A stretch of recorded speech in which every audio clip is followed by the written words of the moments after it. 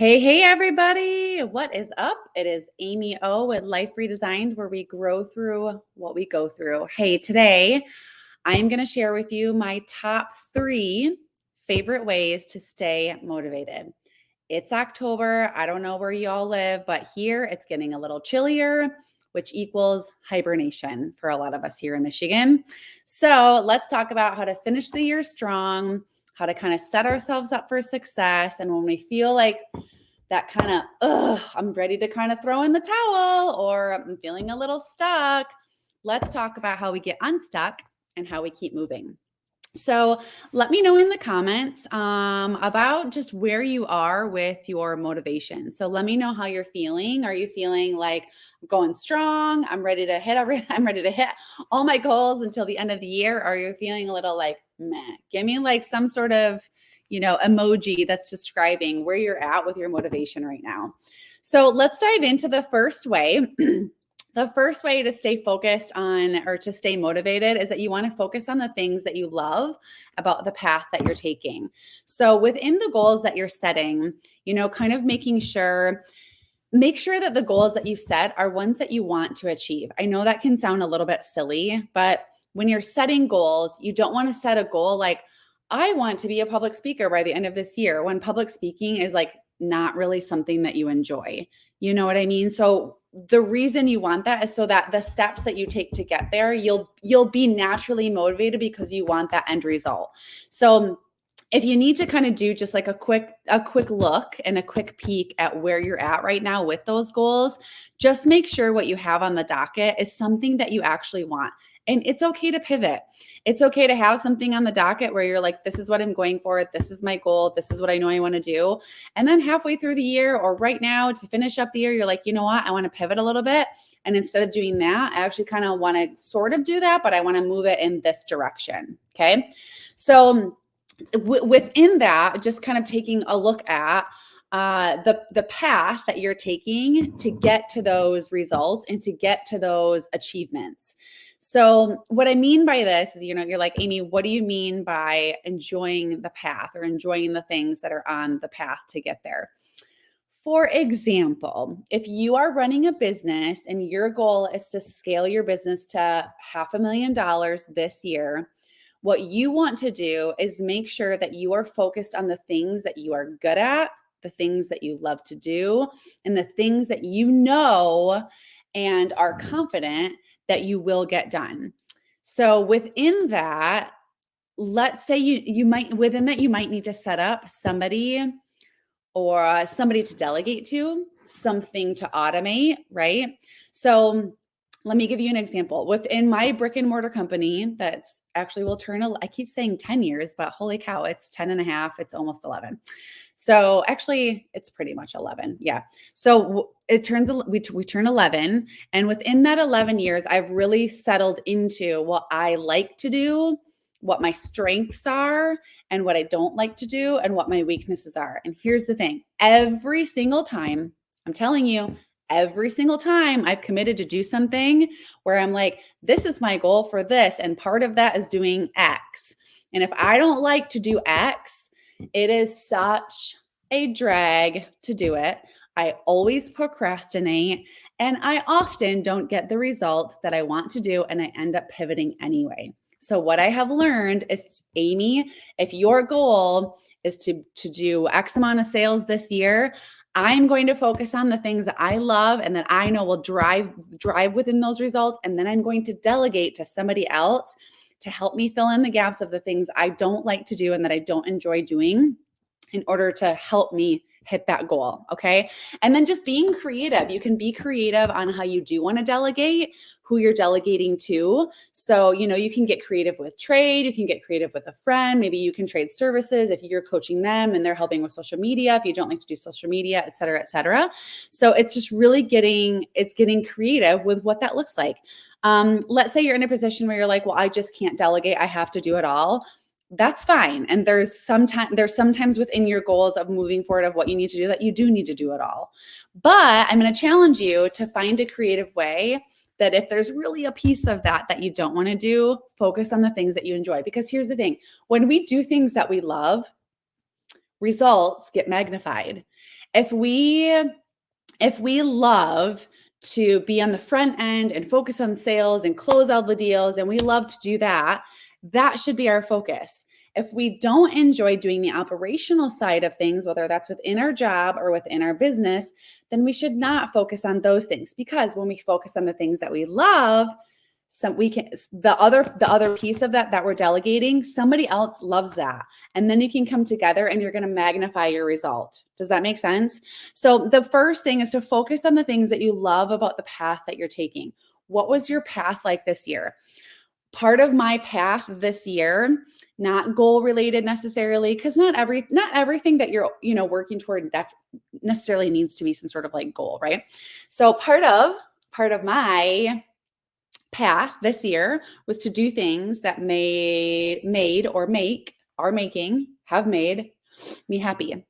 So I have really focused on that being my priority this year, and focused on whether that was with my kids, with friends, taking a trip.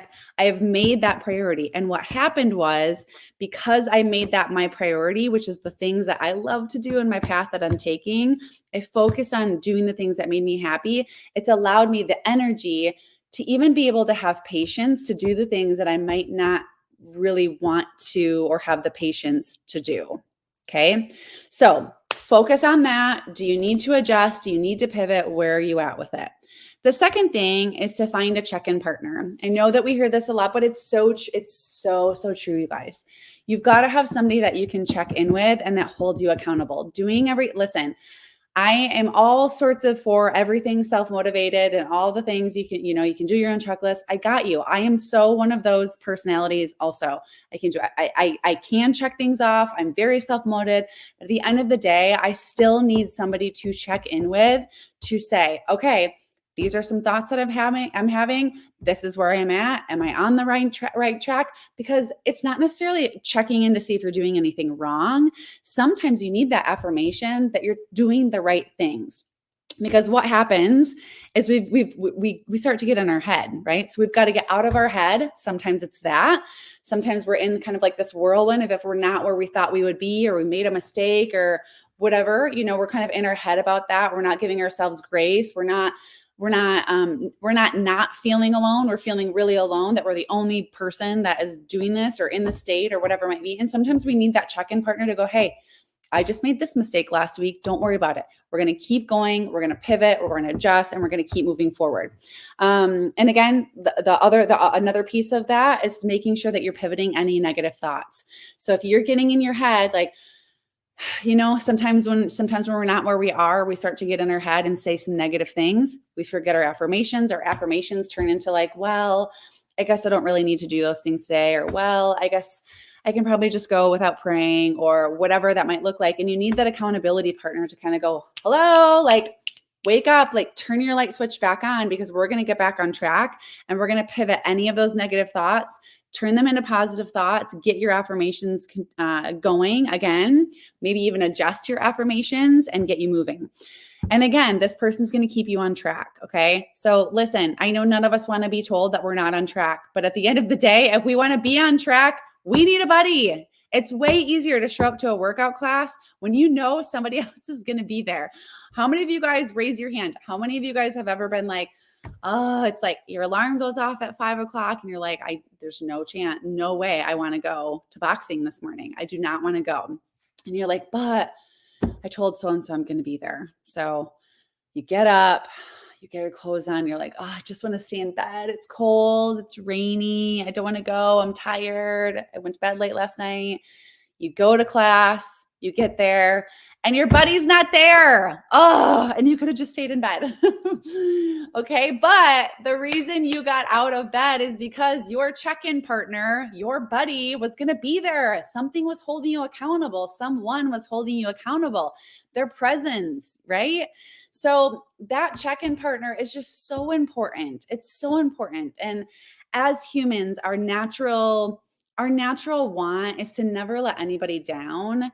And it's not that you're the driving force to make sure you don't let someone down. It's the driving force to make sure that you don't feel alone, and to make sure that you know that somebody else has been on the journey that you're at, or they're going on the journey, the same journey that went to. How many of you guys have talked to somebody where you're like, oh my gosh, I can't talk to anybody about this, and you end up talking about it, and the person goes, oh my gosh, I feel the same way. I just went through this yesterday, and they tell you their story, and then you're feeling like, oh, I'm so glad I said something. Now I don't feel alone. You feel better that you got it out, right? So having that group, having a person, whatever it might be. This is why we utilize this at school, in college, when we're doing projects. You have those check-in partners to keep you on track. It's also going to be nice because they're going to be able to see something that you might not see. So when we get into our own things, we have our own vision. We're here and we're ready to make things happen. And sometimes we can't see the thing that we're missing. So maybe we're stuck. Maybe we're kind of pounding into that wall. Maybe we're just kind of like hitting this space where we're like, I'm not getting anywhere. We're plateauing. Somebody from the outside can come in and with their eyes can go, hey, have you ever thought about this? What about trying this? And you go, holy cow, that makes so much sense. So it's also helpful to have another set of eyes doing what you're doing. And then lastly, it's going to help you tackle any procrastination that's going on. Raise your hand if you've ever procrastinated. Oh, right here, y'all, right here. Procrastination is so easy. It's so easy to do when we're by ourselves, isn't it? Oh my gosh, you guys, I procrastinate all the time. Got to get better at it. Work in progress. Yeah. Having that partner helps you to stay on track. It also gives you a deadline. So what I love about check-in partners and what I love about the coaches that I work with and the groups that I work with, and even my staff that I work with, when I give us check-in points, it's like, okay, everybody do X amount of work when we meet on this day. All right, now everybody do X amount of work, and then we'll talk about it on this day. Because guess what? It keeps them on track. It increases productivity, but it also keeps me on track. Because if I don't do that, I'm just going to procrastinate to the very end and be up super late. I just know myself. So I've got to put those practices into place with my staff. My coaches have to put those practices into place with me, because that's just how I operate, right? So it gives me like little like check-in points to be able to have. So if you're just like, okay, write a paper, it's like, well, how do we ever know if we're on track? If nobody ever tells us like, yep, you're on the right track, or this is looking good, or you know what I mean? So it's kind of just like having that idea of being able to do those things with a check-in partner. So we're focusing on getting a group together, finding that check-in partner. The last thing is to tighten up your vision. Tighten up your vision to this tunnel vision drive. So if you can imagine driving in your car or riding in a car. If you're riding in a car and you're on you're on like a long road trip and you're kind of like looking around and you see everything and you're like, oh my gosh, and you're looking here. We have like all of our trees are changing color. So you're looking out the window. Oh, the trees look so amazing. And then you start kind of looking at the trees and then you're thinking, wow, look at that one. Now that tree's like really red. And oh, look at that one. Those colors are really orange. I wonder what kind of tree that is. Is that like a redwood tree? Is that like a white? Is that a this? Is that a that? Oh my, you know what? Now that I'm thinking about it, we did this drive last year at this time. And I don't remember the leaves being like this. And oh gosh, remember last year when okay, see where I'm headed? You're like squirrel, you're zooming off, you're trailing off, rather than staying focused on the drive. If you're the driver, it's way harder to do that, right? It's way harder to do that. So you're staying on track. So if you tighten up your vision, what I want you to do is I don't want you to focus on what other people are doing. I don't care who is doing what you are doing in your industry. You are going to have your own way of doing it. Don't focus on what they're doing. Don't be like looking up everybody's social media account and be like, oh my gosh, that's a great reel. And now you're getting caught up in all the reels that they're doing and the stuff that you're not doing. You just lost track. You just went bonkers on somebody else's personality, path, and the way that they're doing it. You've got to stay focused on your own.